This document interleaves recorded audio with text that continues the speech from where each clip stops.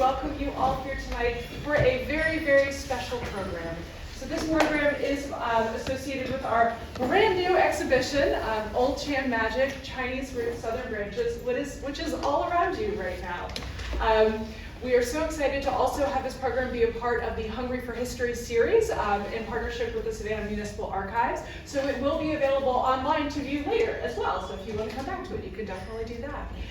It is my absolute distinct pleasure to welcome today Alexandra Chan, an archaeologist, photographer, artist, and now author, who has written this beautiful, beautiful book about her family and this memoir, and I'm just going to turn it over to her to get started. Thank you all.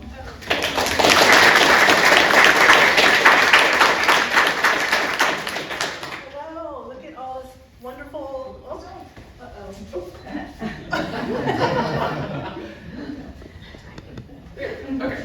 Okay, and I think, good, I'm just going to leave that up there for a minute. I thought we should start. I want to do a little bit of reading, and I want to tell you a few fun stories, and then I'll open it up to questions and answers if you guys have any. But I thought maybe the best way to start is to talk about what is Old Chan Magic, because that's the name of this exhibit.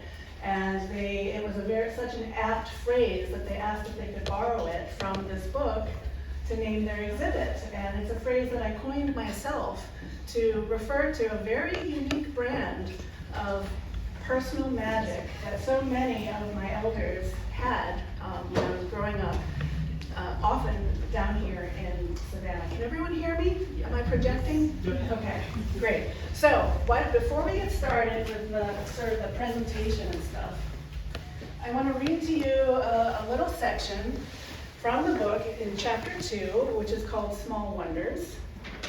And this section in particular is called Old Chan Magic, and I'll find out a little bit about what that is. So a little setup. After my father was a Savannah son, born and raised, but after World War II, he moved up to upstate New York and took a job at Kodak. And then when my mom and I came into his life, we would hop into the car and take the 2 to 3 day drive down to here. They didn't like to drive for very long, so it took us 3 days to get here. But we would come down every year, and this is where I got my first initiation into what I now call Old Chan Magic. So, Savannah to me was steeped in magic that had only little to do with the twisted limbs of the live oaks and the hanging strands of Spanish moss. At night, steamy cobblestone streets released a fog that swirled around antique lampposts in the squares and turned them into soft, glowing orbs. It felt to me as if a glamour had been cast on this place. Things were not always what they seemed, for better or for worse, but that was not just a bit of moss and fog talking. That was Old Chan Magic, which seeped into every crevice. Did you hear them talking? Asked Uncle Sandor. He turned around in the front seat of the car, making the vinyl creak. We were sitting in a parking lot waiting for someone to come out of the Piggly Wiggly after one of those big southern rainstorms. He wore his signature short-sleeve striped polo shirt, not quite buttoned to the collar, and in a shade of blue that accentuated his skin, brown, beautiful, and smooth, impossibly smooth for his age. His eyes gleamed at me, expectantly, the same way Dad's did when he swiped my nose. I was the Chan family's own small wonder.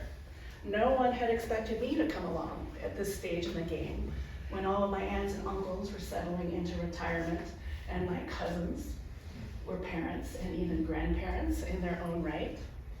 Sandor was waiting to see how long it would take for me to discern who they were who were talking. But of course I knew immediately. The windshield wipers squeaking on the glass had clearly been saying, "Sleepy Sally," since the moment we pulled away from the curb at his house on Sickle Drive. Sandor said that they had something different to say every day if you were willing to listen. And yesterday they had been going on about potato salad. So another time, I sat sullenly on an orange and green flowered sofa in Gigi's Eat-In kitchen. Now, Gigi is the renowned local poet that some of you may have had the pleasure of knowing, Gerald Chan-Sieg. But to me, she was Gigi, my Aunt Gigi. I had slid all the way down so that only my head was propped against the back cushion, and my feet, in little brown T-strap Mary Jane shoes, dangled an inch or so above the wood floor. I stared straight ahead with my eyebrows knit into a frown. Mom was nowhere to be seen. Dad had probably thrown up his hands and stalked from the room sometime before, muttering about my being a pill. He had no patience for pouting children, perhaps because he knew no remedy if the child was unwilling to take it. And Dad, you must understand, liked to fix things. Do you think Aleshka will talk to her Aunt Gerald? Asked Gigi, of no one in particular. I shook my head vehemently and clenched my jaw tighter. She tried drawing me out about her cats, Frodo and Miranda.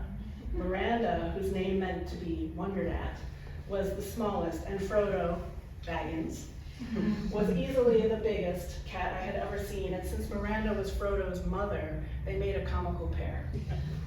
Gigi was not wrong to try the cats first, but I was immovable.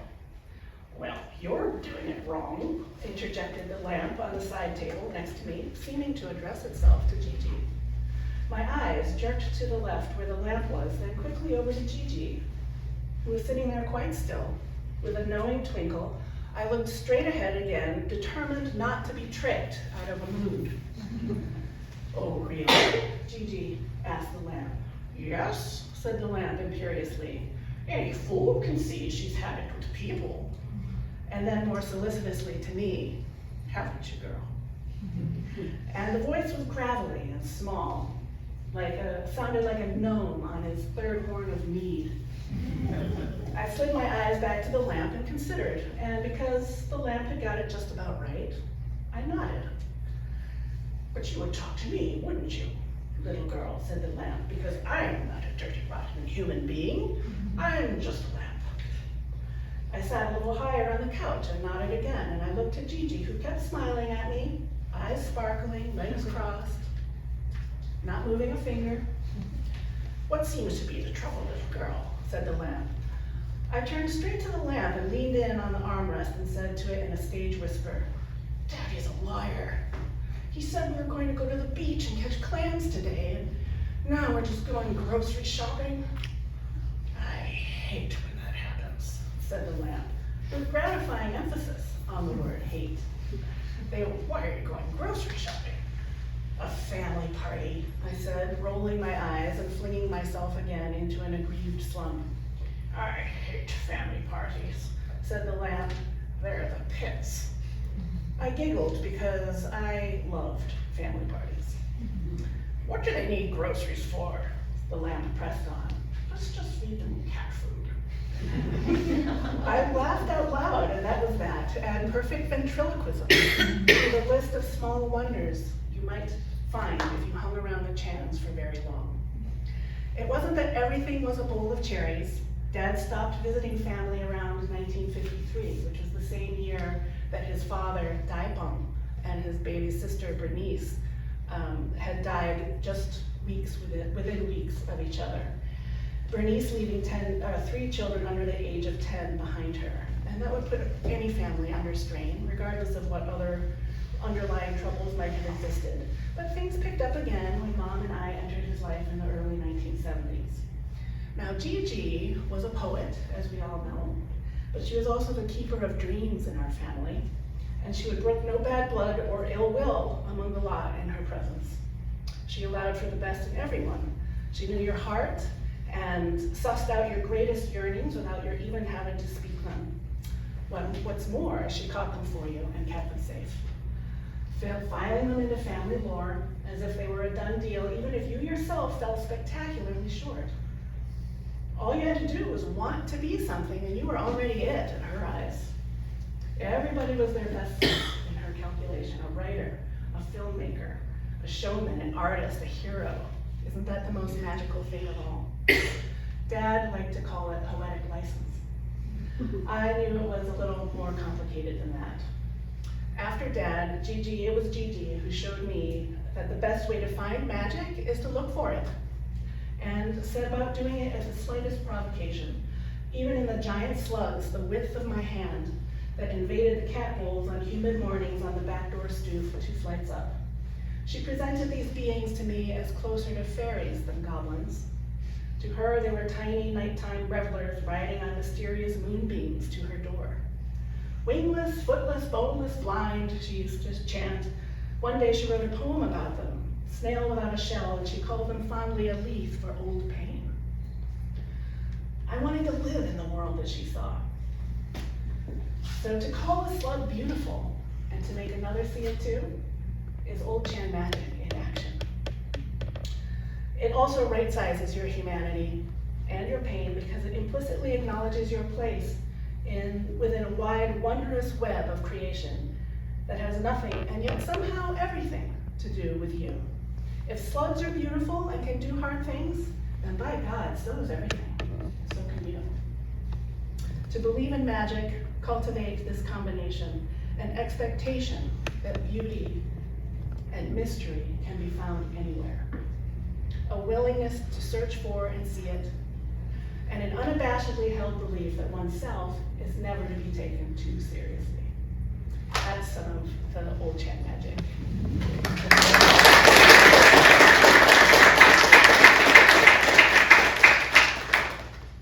So I'll come back to that in a little bit, but why don't we get started here? This is me in the age of talking lamps. And Gigi showing me some small wonder out the back door, which is where the slugs would come to the cat bowls. And this is my younger son in Iceland, more recently, of course. So here we go. I am Generation X, summed up here nicely, if in slightly exaggerated terms. I saw this on a t-shirt once, raised on hose water and neglect. I laughed so much. Of course, it's slightly exaggerated, and I had a solid upbringing and definitely had anything approaching neglect. But it does sort of capture the essence of an era, right? There's a kernel of truth to this. And what it means is that I had, in many ways, a very stereotypical all-American childhood of the 1970s and 80s. I was part of the last pre-internet generation, and as a result, my days were filled with climbing trees and scraped knees, playing ding-dong ditch with the neighbors, and Pac-Man at the local arcade. One way it was different, though, is that we were one of only 2 non-white families in the entire town that I grew up in upstate New York. And as a result, I kind of grew up between worlds, both in my own family, which was interracial, but also between us and the community surrounding. And so that's why I sometimes say, and I notice it's on one of the placards back there, sometimes say that I grew up somewhere between Chinese ghost stories and ballpark Franks. All American, but with a certain flavor, pinch of seasoning added, right? Now, my Chinese side was a family of born storytellers, and my family stories didn't seem to be like other people's family stories. They had the sense of the mythical and the magical about them, as if they'd been plucked, from the realm of poetry and the gods, and even our names were quite magical. My grandfather's name, for example, is Tai Peng, which translates roughly to mean the great phoenix. He escaped beheading, and this is him. This is him as a young man, a newly arrived Chinese immigrant, and here as an established laundryman here in the 1930s. He escaped beheading as a young man of 18 in Guangdong province in southern China. He had gone to university at Guangzhou, intending to enter the Imperial Civil Service, but quickly joined up with a bunch of like-minded intellectuals in the Revolutionary Party. And in 1889, or thereabouts, their plans were discovered, and there was a violent roundup of his conspirators. An epic escape, which I'll give no spoilers for, but it's how my book opens. And I've shown it allegorically here in this fish painting that I made. This painting is called The Carp Leaps Through the Dragon's Gate. In Chinese philosophy and culture, the carp is considered to be the dragon in larval form, right? So this is actually a painting about metamorphosis And so that's why it's sort of an allegory for these transformations here. So he gets on a ship to America. He lands in San Francisco Bay. I don't think we know, nor can we know, if he went through Angel Island or how long he might have been detained there, but eventually he sets foot on dry land. And the story is that he takes the hated queue, the pigtail that they were forced to wear in Imperial China, over one shoulder and cuts it off at the nape of the neck and throws the braid in the nearby dustbin. Meanwhile, he hadn't shaved his forehead in 45 days, so he had this brush of new growth. And so for me, I can really visualize this metamorphosis starting to take place as he takes his first steps into his new American life and identity. So he makes his way eventually to the port city in Savannah, and he's taken under the wing of two students of his father's. His father was the schoolmaster for all the surrounding villages in China, and he had a couple of students here. They took him under his wing, under their wing, and eventually he did take, although in the early days he was right here in the historic Kennedy Pharmacy, that was one of his first storefronts, was here. But eventually he took over the Willie Chin and Company Laundry, which is the one more familiar with our family, on Whitaker Street, which operated into the 1970s, I believe.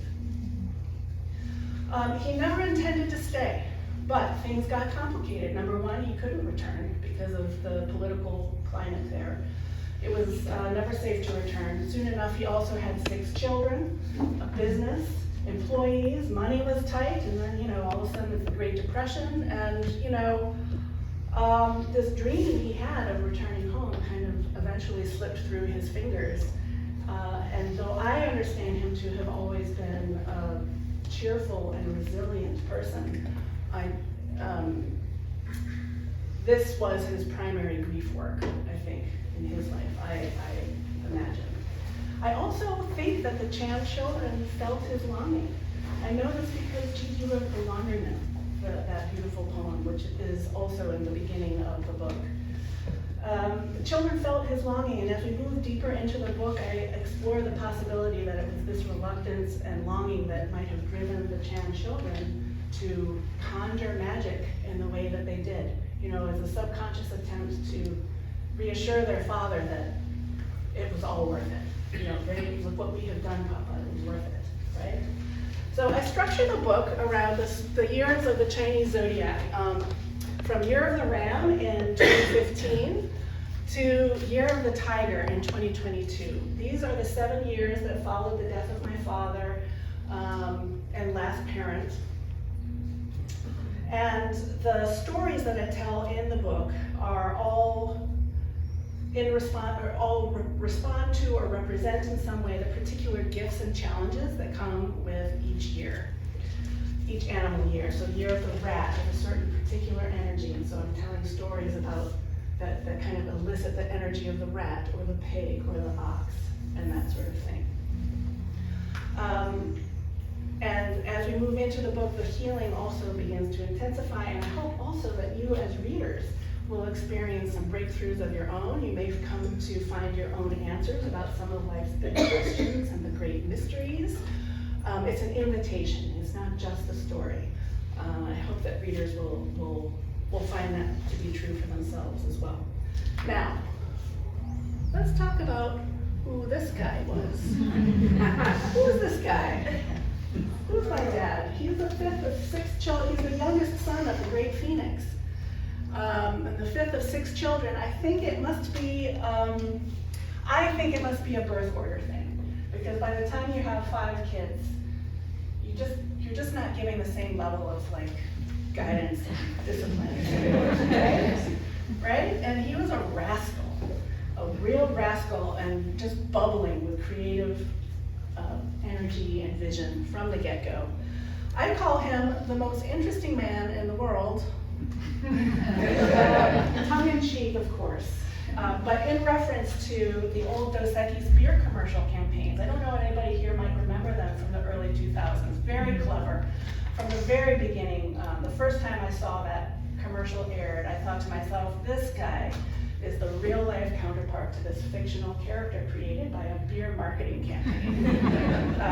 And within the pages of the book, you will find him compared to both Greek gods and beer commercials. And I wonder how many people in the world you can say that about and actually mean it and actually bring the receipts. Okay. He was a larger-than-life figure, yes. One that people inevitably would ask about, is there anything you didn't do? Because in the course of his experiences in war, his work for Kodak, and his personal life, he really was kind of part James Bond, part Jean-Claude Van Damme, part MacGyver, and yes, part Ward Cleaver. Because on top of everything else, he was also the most popular Sunday school teacher at our church. So I see a lot of these pictures, or a lot of these stories playing out on the big screen. I think they could. They really could. He was the first to go to college, and he scrimped and saved. Not all jobs were open to him in the 1920s and 30s in Georgia, of course. He had a paper route. He was a lifeguard on Tybee Island, also at the DeSoto Hilton.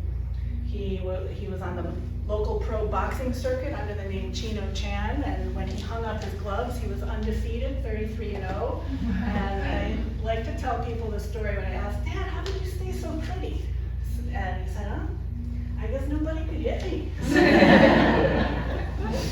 What can I say? He managed to go to college, but then in World War II broke out. And he deployed to the China-Burma India Theater. He didn't come back for 3.5 years. I explore a little bit in the book about how that might have changed him. I see it in the pictures. The boyish twinkle, hardening slightly to maybe more of a glitter than a twinkle. During this time though, and he, of course, like many veterans, he didn't particularly enjoy talking about the war. But over time, things came out, and there's always amazing stories of improbable deeds, and I think, this is a good time. So let me grab some here. He received many officer commissions. He became a full colonel. This is the first generation of Chinese Americans who served in the Army other than coolies. Okay, but he went all the way to the top, and he became a full colonel. He received most recently a posthumous Congressional Gold Medal, which I received on his behalf in a very moving ceremony in Boston in 2021. It was really wonderful. So I'm going to read to you one of our favorite stories. Let's see. Okay, another little setup. After he died, I found his pilot license, a pilot license renewal, dated December 16th, 1941. That's 9 days after Pearl Harbor. Now, where did he get the original pilot's license? That I can't tell you, and I really wonder, how did the son of a Chinese immigrant laundryman get flight lessons and become a commercial pilot in, 1935, 36, something like that? I really don't know. I don't know the story, but I know he renewed his license on the 16th of December, 1941. And he, because he was in ROTC, he was called into active duty, and he went to the recruiting office where he wanted to sign up for the Air Force because he was already a pilot, he loved to fly. And as he told it, I know that later on in the war there were Asian pilots, but in the beginning, there was this idea that they had, the military had, that they wanted sort of like an Aryan counterpoint to the Japanese kamikaze. Like, we wanted our own divine wind of blonde-haired, blue-eyed, avenging angels. And he did not fit that description, clearly. So he had pulled out a form and was filling it out, and the recruiting officer came over and said, "Son, you don't need to fill that out. You're not the kind we're looking for." And I said, "Well, what do you mean? What kind is that?" And he said, "We're looking for boys with blonde hair and blue eyes, if you see what I mean." Which of course he did. And I can't even imagine how awkward that moment was. Like, I was so scared of offending my dad. Like, I just imagine the face. I can't imagine saying that to his face, is what I want to say. But it happened, and he walked out and he joined the Army instead. And rose right to the top there. So fast forward a few years, he's probably a captain rank at this point. He's at a CBI theater, and he's on one of his long-range penetration missions ahead of the Lido Road construction. Now, at that time, China was an ally, and it was cut off from the rest of the world by Japan, and the allies were trying to find a way to reconnect to our ally in the east. And the way to do that was to build a road that connected India to China through Burma. But there wasn't a road, and it was a dense jungle, and mountainous and terrible monsoons and all of that. And his job, though, was to go deep behind enemy lines to scout the land ahead of the road so the engineers could follow behind and build the road. And their job behind enemy lines was all sorts of things, blow up roads and bridges, call in bombs, rescue downed Allied flyers, engage in guerrilla warfare with the enemy as needed. So he was on one of these penetration missions. The objective of this mission was to blow up a train track, which was one of the Japanese supply lines. And they did that successfully, but in the ensuing chaos, Japanese soldiers poured from the jungle in all directions, blocking the Americans' escape. And he and several others were taken captive. And he never saw the others again, but he himself was brought to the Japanese headquarters in the jungle, where he was put to work around camp. And one of his, recalling the period 70 years later, he shook his head and said, my mind was going 90-0, how am I going to get out of this? And here I say, with the quick wit and resourcefulness of the rat, of course, because the story comes from Year of the Rat. So that's kind of how the Zodiac is integrated here. But one of his jobs was to meet the mail plane that came daily and to help unload the cargo and carry it back to headquarters. It was the same pilot every day, and he flew a biplane much like the ones Dad had learned on. And the pilot would turn off the engine, jump out of the plane, unload the mail with Dad, and carry it back to camp with him. These were propeller planes that were a pain in the butt to get started, he said. So one day I got an idea. I showed the pilot, with hand signals and everything, but how you could turn the engine down low so the propeller slows down but doesn't stop. And then you throw some chocks in front of the wheels to keep the craft from rolling away, and what do you know, the pilot saw the good sense in that, and he started doing it. So perhaps a week or 10 days into his captivity, Dad motioned to the pilot, don't worry about it, I got it. I got this one, I can do it by myself, you go relax. And so the pilot let him unload the mail by himself and strode into the jungle to relieve himself. The moment the pilot was out of sight, Dad heaved the sack of mail off of his shoulder, ripped the chocks out from in front of the wheels, jumped in the cockpit, and took off. The doomed pilot running behind him, arms waving in the air, shrinking to a dot behind him. Dad flew until the fuel ran out. He didn't know where he was. Whereupon he found a clearing to land in, and not a moment too soon, the plane sputtered and bucked through the air, alerting everyone for miles that someone was going down. But he brought that little plane to heel and crash landed without incident, sliding to a shuddering halt in a field. As it clambered out of the cockpit, however, American soldiers who had heard the coughing engine swarmed out of the jungle with weapons raised, and here you must think what they saw. Dad, looking as he did, in Allied territory he knew not where, climbing out of a Japanese airplane with a rising sun on its side and on the wings. He was a dead man walking, except that he had this thick southern accent, which I don't have, so you'll have to pardon this for a moment. But, don't shoot, he yelled. I'm an American. My name is Captain Robert Earl Chan. I was taken prisoner and I've just escaped. Don't shoot. The Americans radioed their confusion back to the field headquarters to see if what he said was true. It took some time, but eventually it was confirmed. And I asked, but Dad, didn't you have any papers or ID on you or anything? And he said, no, I didn't, and it's a good thing I didn't, because if they had known who I was when they captured me, a high-ranking officer, they would have killed me on the spot. And in fact, The Japanese already did know him, by name at least. The infamous propagandist, Tokyo Rose, had called him out one night as they huddled around the radio listening to the news and music show 0 Hour. "Captain Chan," she purred, "don't you know you're fighting on the wrong side? Why are you loyal to a country who isn't loyal to you?" Dad, who had no illusions about American society, was unruffled. He was profoundly American in temperament and outlook. And he knew true patriots fight for an ideal, even and perhaps especially when it hasn't been met yet. So if anyone ever asked him what he was, curious about his exotic look, he'd say, "I'm an American." Eyes snapping and daring the person to ask twice. Was this the only time in history that a Southern drawl saved a Chinese American from certain death? And is this the only time in history that a Chinese American pilot was refused entry into the Air Force on racial grounds, but then flew himself to freedom in the Army?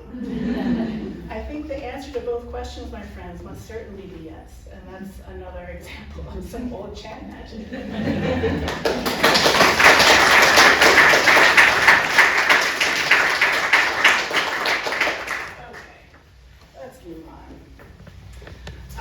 I should have left this up I'll show you.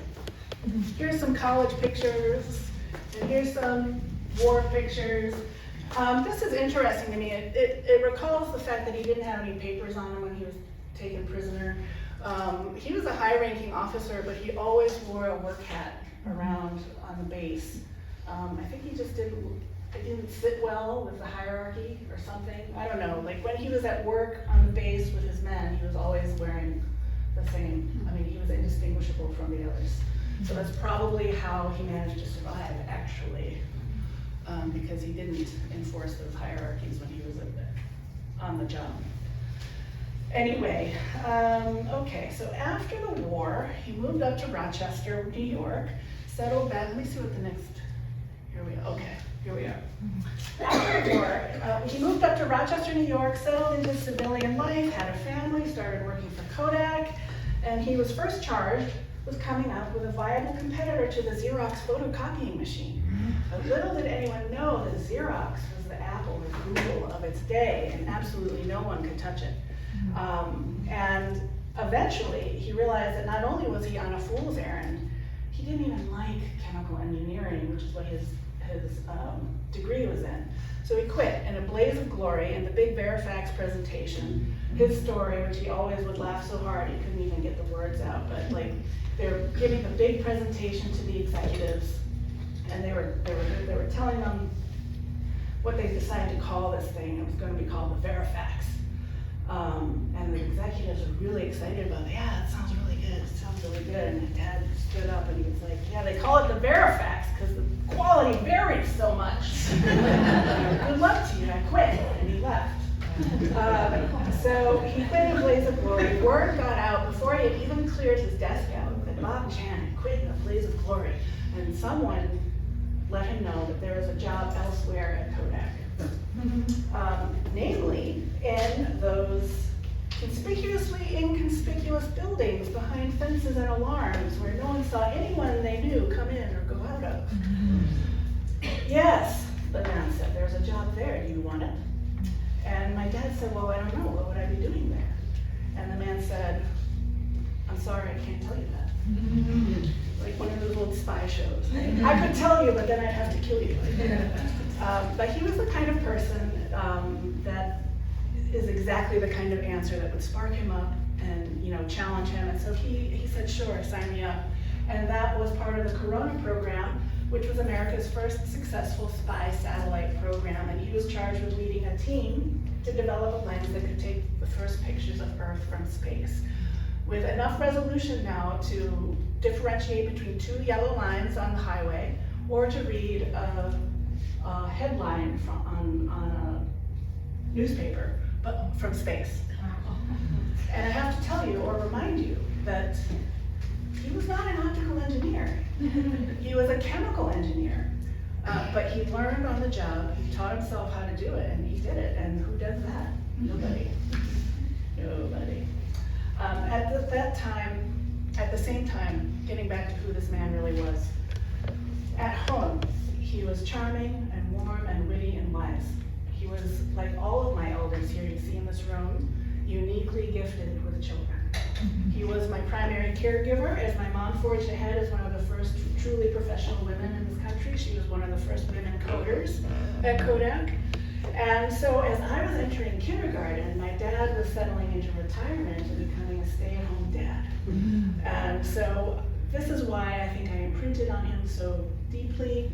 He became my personal colossus, and not just for his own innate qualities, but because he was also my main parent on a day-to-day basis. And this is, of course, us together, one of my very favorite pictures. Tippy toes, tippy toes. This is in Savannah, I'm pretty sure. This was sort of more how I remember him as I was growing up. This is how he looked. And this was his very last Christmas. He was 102. And still, like, I couldn't fit the whole picture in, but it's a typical hearty greeting at the local diner. Everyone loved him. So anyway, when he died, as successful and as self-actualized a person as I had become, I realized that nothing I had learned, no achievements, no notch in my belt, no feather in my cap, no awards or degrees had prepared me for this. And so the book ends up being an invitation to go on a journey. I hope that you'll find it poignant and an amazing journey from loss to wholeness, but I hope it will also speak to people on a deeper level, people who, like me, perhaps have habitually defined themselves by logic and reason and facts and knowledge and the kind of, just the facts man approach to life, built on the ethos that there's no problem you can't fix if you know enough about it. Well, I knew a lot about a lot of things, and it didn't help me at all. It didn't help at all. So I think that for people who have experienced something in life brought them to their knees, it makes them realize that logic alone can't fix it. Some things just can't be fixed by reason and logic. And it can happen at any time in a person's life. Often it happens in the middle-aged years, but it could happen at any time. But I do think most people do come to a crossroads in their life sometime where the rationalist, functionalist mindset that's so prevalent in the West begins to falter and fail them with what life has been throwing their way. And so the purpose of my book, of course, is not to discount the logical and the scientific. Certainly not. I'm an archaeologist. I believe in facts. I believe in the scientific method. I just invite people to try to, and I think the book shows you how one way that you can begin to rebalance the logical frame of mind with the mythological frame of mind, to learn to behold the circumstances of your life, both logically and mythologically, is where the ancient Greeks thought wisdom resided. And I think that today we are a society that is awash in information and totally starved of wisdom. And that's partly because we think so logically about things that we think so much about the facts, we forget about what the story is, right? What's the story? And a good story is rooted in love for self, for other, for beauty, for pain. Good, healthy story creates connection and understanding. It does not divide, it does not cause harm. And I think that I'm an anthropologist, I'm just gonna go out on a limb and I'm just gonna say what I believe is that we are a storytelling animal. And we have forgotten, collectively now, we've forgotten how to tell good stories, healthy stories, rooted in love.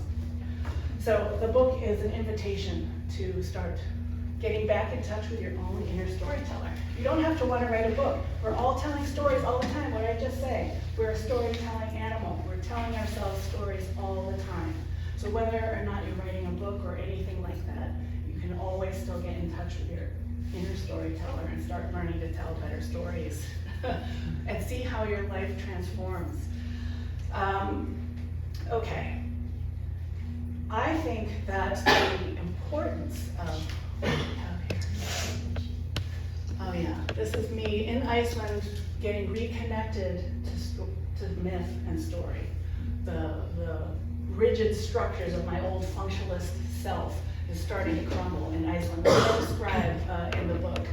And I have many milestones in my healing and learning through travel. So Iceland, Spain, and Egypt are 3 places that I'll take you in the book.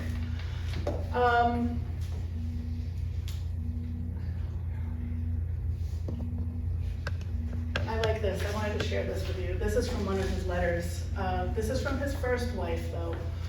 But she wrote to him in the war, "With you, an ordinary life is inconceivable. Perhaps one day a book will be written." I love that. And this is my mom there. I don't want you to think that, like, I know it's all been about him, but she was a wonderful person, and she's also in the book. It's just that she's not part of this exhibit and stuff, so there we go. All right.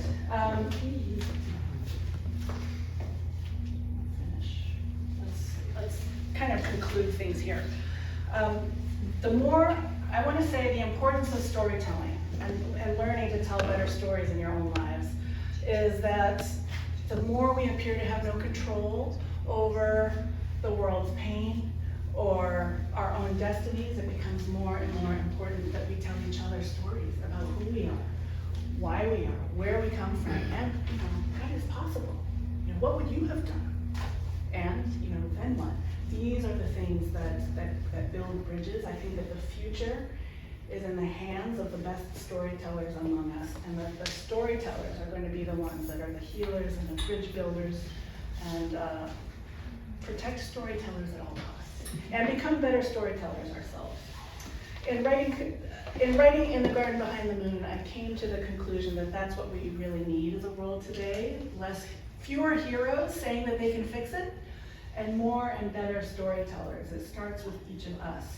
There's an alchemy that has to happen in the heart of every single individual first.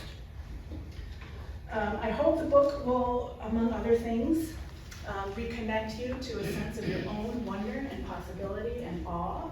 I find that amazement is sort of the only antidote to despair. And awakening the inner storyteller, your own inner storyteller, to be transformative for your own lives. Now, while writing a book is a very formal way of telling stories, it's not lost on me that reading is also an act of listening.